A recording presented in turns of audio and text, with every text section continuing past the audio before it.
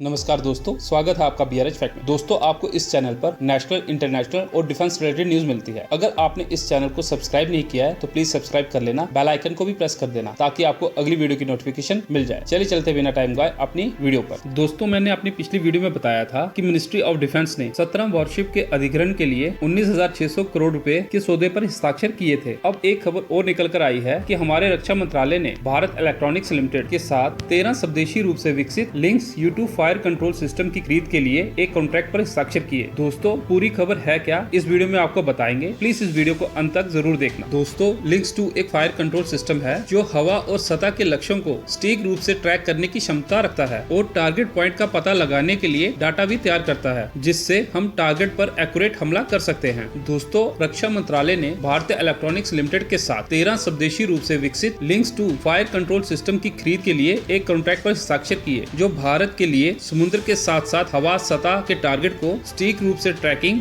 और इंगेज करने में सक्षम है। अगर हम टोटल कॉस्ट की बात करें तो 1700 करोड़ से अधिक लागत आएगी 13 स्वदेशी रूप से विकसित लिंक्स 2 फायर कंट्रोल सिस्टम की खरीद के लिए। मंत्रालय के एक बयान में कहा गया है कि बाय इंडिया स्वदेशी रूप से डिजाइन, विकसित और निर्मित श्रेणी के तहत खरीदी गई नई पीढ़ी के पेट्रोल वेसल पर रखे जाएंगे, जो कि garden reach shipyard builders and engineers और गोवा शिपयार्ड लिमिटेड स्वदेशी रूप से बना रहे हैं। दोस्तों, जैसे कि मैंने आपको बताया कि 1700 करोड़ से अधिक लागत से 13 स्वदेशी रूप से विकसित लिंक्स 2 फायर कंट्रोल सिस्टम की खरीद के लिए कॉन्ट्रैक्ट पर हस्ताक्षर किए। चलिए मैं अब आपको बताता हूं आखिरकार links U2 fire control system है क्या। Links U2 fire control system हवा सतह के टारगेट की सटीक निगरानी कर सकता है, हथियार टारगेट करने वाले स्थानों को निर्धारित करने के लिए टारगेट डाटा जनरेट कर सकता है और इसके साथ साथ वह टारगेट को इंगेज भी कर सकता है। दोस्तों, इन वेसल्स पर सुपर रैपिड गन माउंट के साथ साथ रूसी AK-176, A-190 और AK-630 जैसी medium short range gun mount का उपयोग करके लक्ष्य का मुकाबला किया जाता है।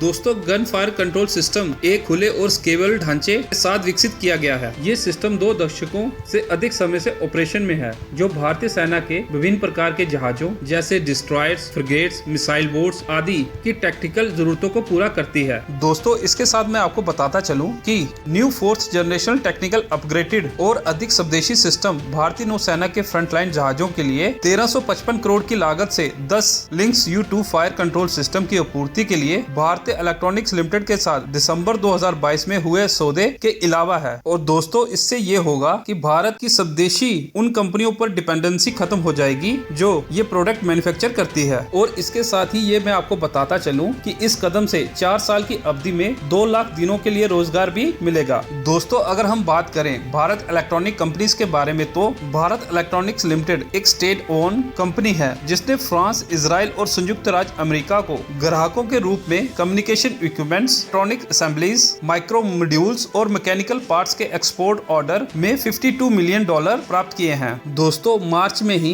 भारत इलेक्ट्रॉनिक्स लिमिटेड ने भारतीय सेना के लिए अन्य महत्वपूर्ण उपकरणों के अलावा electronic warfare system, fire control system, medium power radar और वेपन लोकेटिंग रडार की आपूर्ति के लिए 16,750 करोड़ रुपए का सौदा किया। भारत इलेक्ट्रॉनिक्स लिमिटेड ने वायुसेना के लिए 56 C-295 ट्रांसपोर्ट एयरक्राफ्ट के लिए रडार वार्निंग रिसीवर और मिसाइल अप्रोच वार्निंग सिस्टम के साथ साथ राफेल लड़ाकू विमान पर इस्तेमाल होने वाले RBE-2 रडार के TR मॉड्यूल्स और माइक्रो मॉड्यूल्स की आपूर्ति कर रहा है। दोस्तों, आपका क्या कहना है हमारी इस भारतीय इलेक्ट्रॉनिक्स लिमिटेड कंपनी के बारे में? प्लीज कमेंट में अपने विचार जरूर लिखना। और इसके साथ अगर आपको ये वीडियो अच्छा लगा हो तो प्लीज इसे लाइक और चैनल को सब्सक्राइब कर देना। जय हिंद।